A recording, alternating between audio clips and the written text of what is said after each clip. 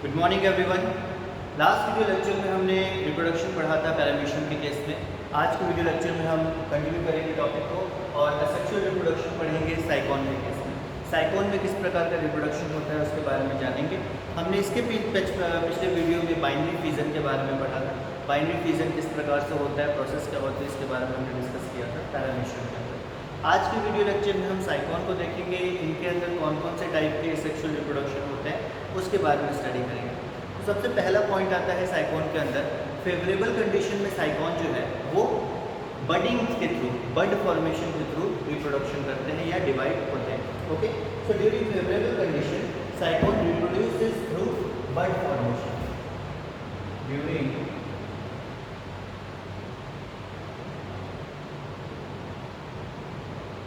favorable condition साइकोन reproduces through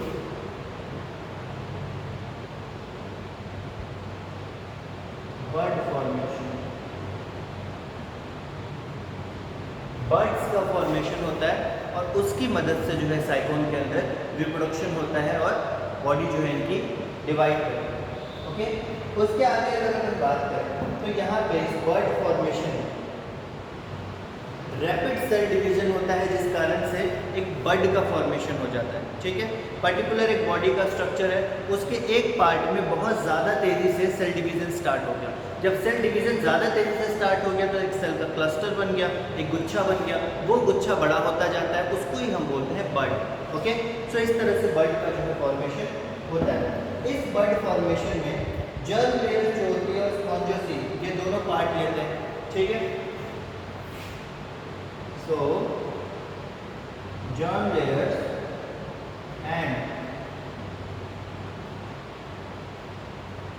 spongiocyl both take part in bud formation। दोनों एक part लेते हैं बड फॉर्मेशन में, दोनों का ही रोल होता है। जर्मिनल लेयर तो आप लोगों को पता है। स्पॉन्जोसील जो होती है वो स्पॉन्जेस के अंदर की बॉडी की कैविटी है। स्पॉन्जेस के अंदर जो कैविटी है वो जो है स्पॉन्जोसील है। ठीक है, तो स्पॉन्जोसील और जर्म लेयर दोनों ही बर्ड फॉर्मेशन में पार्ट देती है। ठीक है, बर्ड जब बड़ा होता है और डेवलप होता है, हाँ, और कुछ समय के बाद बॉडी से डिटैच हो जाता है, तब जाके वो न्यू ऑर्गेनिज्म का फॉर्मेशन करता है।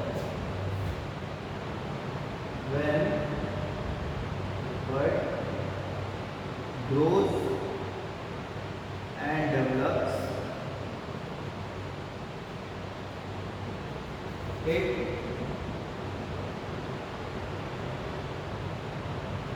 detaches from the parental body।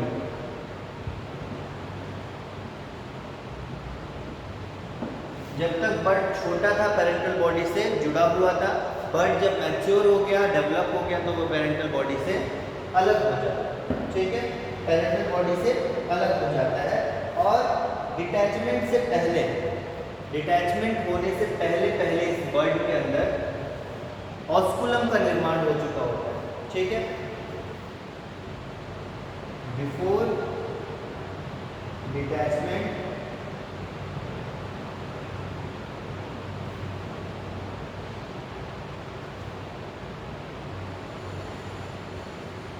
osculum has been developed।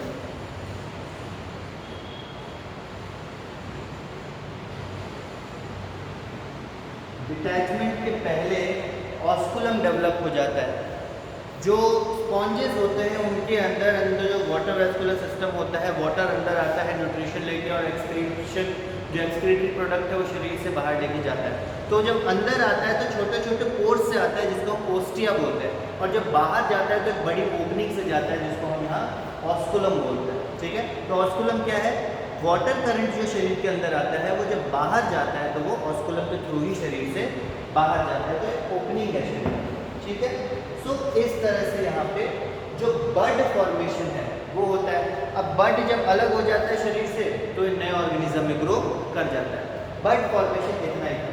उसके बाद बात करते हैं रीजनरेशन की।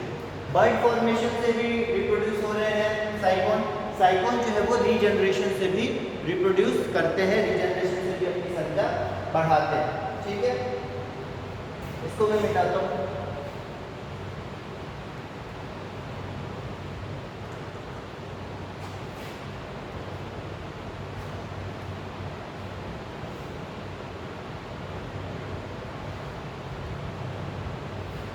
रीजनरेशन की बात करें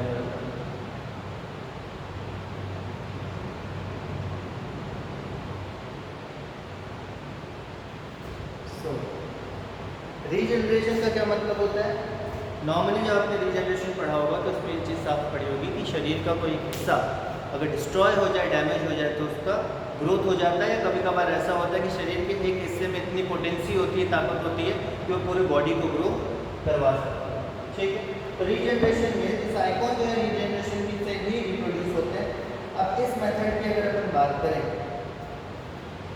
तो जब साइकोन एक्सीडेंटली टुकड़ों में क्या कहते हैं टूट जाता है तो वो नए साइकोन में डेवलप हो जाता है।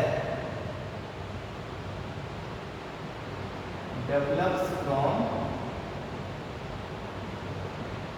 ब्रोकन बॉडी पार्ट, शरीर के टूटे हुए हिस्से या डैमेज्ड हिस्से या डिस्ट्रॉयड हिस्से जो शरीर से अलग हो चुके हैं, उनसे भी नए साइकोन का जो है वो जन्म हो जाता है। ठीक है, तो रीजनरेशन तो ये है। उसके अलावा साइकोन इतना ही था। साइकोन की अगर अपन बात करें एसेक्सुअल रिप्रोडक्शन, तो साइकोन के अंदर एसेक्सुअल रिप्रोडक्शन जो है वो बर्ड फॉर्मेशन के थ्रू होता है। साइकोन के अंदर एसेक्सुअल रिप्रोडक्शन जो है वो रीजनरेशन के थ्रू होता है। उसके अलावा कुछ सेक्सुअल रिप्रोडक्शन के ऐसे ही अगर हम एग्जाम्पल देखें, साइकोन की बात अब यहाँ खत्म हो गई, नॉर्मल सेक्सुअल रिप्रोडक्शन की बात कर रहे हैं, तो यहाँ पे एक और चीज़ आती है, वो होती है गैम्यूल फॉर्मेशन। ठीक है, गैम्यूल फॉर्मेशन।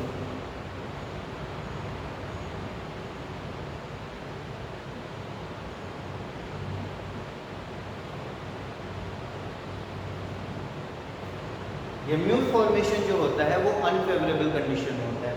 ये चीज़ आपको याद रखनी है, गैम्यूल फॉर्मेशन जो होता है ये नॉर्मली अनफेवरेबल कंडीशन में होता है।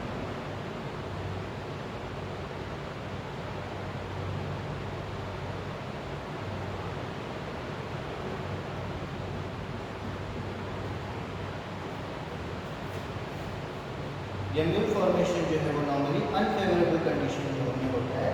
स्पेशल सेल्स जो है वो गैम्यूल में मौजूद होते हैं, जिनको हम आर्कियोसाइट्स कहते हैं। ठीक है, अब यहाँ पर मैं बताता हूँ क्या होता है। Special cells are present inside gemmule. Gemmule के अंदर स्पेशल एम्ब्रॉयनिक सेल्स जो हैं वो मौजूद रहते हैं, जो कि डेवलप कर सकते हैं नए ऑर्गेनिज्म में। इन सेल को अपन आर्कियोसाइट्स कहते हैं।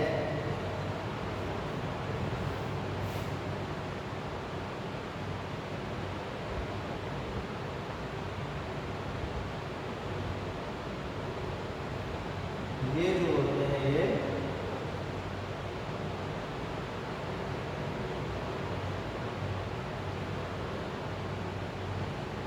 एम्ब्रॉयनिक सेल्स हैं।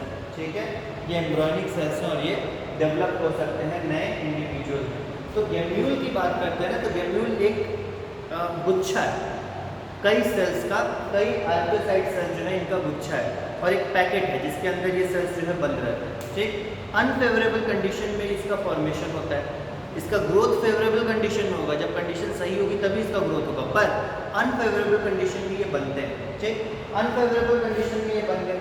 उसके बाद जब पेरेंटल बॉडी जो होती है वो डिस्ट्रॉय हो जाती है, जो भी पेरेंट है उसकी बॉडी जब डिस्ट्रॉय हो जाती है, तब जाके ये जो गैम्यूल्स है, ये जो सेल्स है, ये नीचे ज़मीन के अंदर या फिर ग्राउंड में ये सिंक हो जाते हैं और ग्राउंड में सिंक होने के बाद ये जो है ग्रो करना स्टार्ट करता है। तो जब पेरेंटल स्पॉन्ज या पेरेंटल जो सेल है वो कोलैप्स कर जाता है, पेरेंटल बॉडी डिस्ट्रॉय कर जाती है, तब ये नीचे बैठ जाते हैं और फेवरेबल कंडीशन आने पे जर्मिनेट कर जाते हैं और नए स्पॉन्ज का निर्माण कर देते हैं। ठीक है, ये आपको याद रखना है कि जब पेरेंटल बॉडी डिस्ट्रॉय हो जाती है उस समय ये नीचे बैठ जाते हैं, फिर फेवरेबल कंडीशन आने पर इनका ग्रोथ हो जाता है और ये नए ऑर्गेनिज्म में डेवलप हो जाते हैं। इस तरह से होता है गैमेट फॉर्मेशन। और एक फाइनल चीज़ होती है अल्टरनेशन ऑफ जनरेशन या अल्टरेशन ऑफ जनरेशन। ये आपने टर्म सुन रखा होगा कहीं ना कहीं और पढ़ा होगा कहीं। अल्टरनेशन ऑफ जनरेशन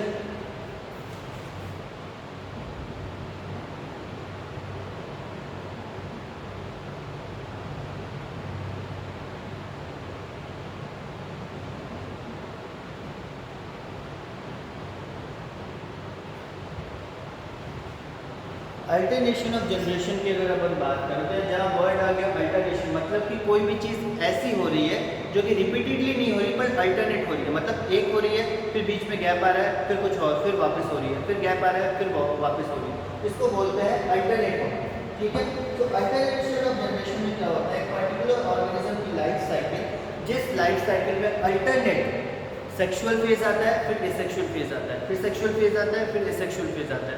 इस तरह से जो है अल्टरनेटली रिपीट होता रहता है प्रोसेस, ये साइकिल जो है रिपीट होती रहती है। ठीक है, तो यहाँ पे अगर हम बात करें तो वैसे ऑर्गेनिज्म जिनके अंदर haploid stage, haploid sexual stage और डिप्लॉइड एसेक्सुअल स्टेज मौजूद रहती है, वो अल्टरनेशन ऑफ जनरेशन से भी एक तरह से रिप्रोड्यूस करते हैं। ठीक है, अब यहाँ पे क्या होता है कि मानो पहले आई diploid sexual phase, diploid asexual phase. ठीक है, तो पहले एसेक्सुअल फेज आ रही है। एसेक्सुअल फेज जो है जो ऑर्गेनिज्म प्रोड्यूस करेगी वो होगा सेक्सुअल। एसेक्सुअल फेज जो है जो ऑर्गेनिज्म डेवलप करेगी वो होगा सेक्सुअल। फिर सेक्सुअल जो है जो ऑर्गेनिज्म डेवलप करेगा वो होगा एसेक्सुअल। इस तरह से जो प्रोसेस है कंटिन्यूअसली चलता रहेगा अल्टरनेट वे में। एसेक्सुअल ऑर्गेनिज्म सेक्सुअल प्रोड्यूस करेगा, सेक्सुअल ऑर्गेनिज्म एसेक्सुअल प्रोड्यूस करेगा। वन बाय वन ये जनरेशन चलता रहेगा। इस कारण से या वन बाय वन ये जो प्रोसेस है फंक्शन जो चलता रहता है, इस कारण से उसको हम अल्टरनेशन ऑफ जनरेशन कहते हैं, क्योंकि हर जनरेशन जो है अल्टरनेट आ रहा है। एक बार सेक्सुअल जनरेशन आ रहा है, फिर गैप आ रहा है, फिर सेक्सुअल आ रहा है, सेक्सुअल एसेक्सुअल, सेक्सुअल एसेक्सुअल, इस तरह से काम चलता रहता है अल्टरनेट वे में। That's why it is known as alternation of generation. तो ये different kind of asexual mode of reproduction थे जिसके बारे में हमने पढ़ा। अभी आगे हम और भी पढ़ेंगे। कुछ ऑर्गेनिज्म हैं जिनमें एसेक्सुअल मोड ऑफ रिप्रोडक्शन के बारे में पढ़ना है। ये सारे टॉपिक्स थोड़े आपके पढ़े हुए हैं बट पर्टिकुलर ऑर्गेनिज्म के अंदर आपने नहीं पढ़े होंगे, इस कारण से आपको ये पढ़ना जरूरी है कि किस ऑर्गेनिज्म में किस प्रकार का रिप्रोडक्शन पाया जाता है और किस तरह से फंक्शंस जो है वो परफॉर्म होते हैं। Okay, so next video lecture में हम एसेक्सुअल रिप्रोडक्शन के टॉपिक को ही आगे बढ़ाएंगे। तब तक के लिए आप वीडियोस को कंटिन्यूस देखते रहिए, प्रीवियस वीडियोस को भी रिकॉल करते जाइए, उनको बिल्कुल छोड़ मत दीजिएगा। बिकॉज अगर आपके एग्ज़ाम्स की डेट आ गई, रिसेंटली अगर कोई डेट आ गई, अगर एग्ज़ाम्स हुए तो आपको वापस वो सारी चीज़ें कवर अप करने में प्रॉब्लम होगी। इसलिए उसको भी कंटिन्यूसली साथ में लेके चलिए तो आपको लॉन्ग टर्म में प्रॉफिट होगा। ओके, सो आज का वीडियो लेक्चर हम यहाँ पे ओवर करते हैं। सेक्सुअल रिप्रोडक्शन इन साइकोन के बारे में हमें पढ़ना था, बट इसके साथ साथ हमने कुछ नॉर्मल मोड ऑफ रिप्रोडक्शन भी पढ़े जो कि साइकोन में नहीं पाए जाते। रीजनरेशन साइकोन में नहीं होता, अल्टरनेशन ऑफ जनरेशन जो है वो साइकोन में नहीं पाया जाता।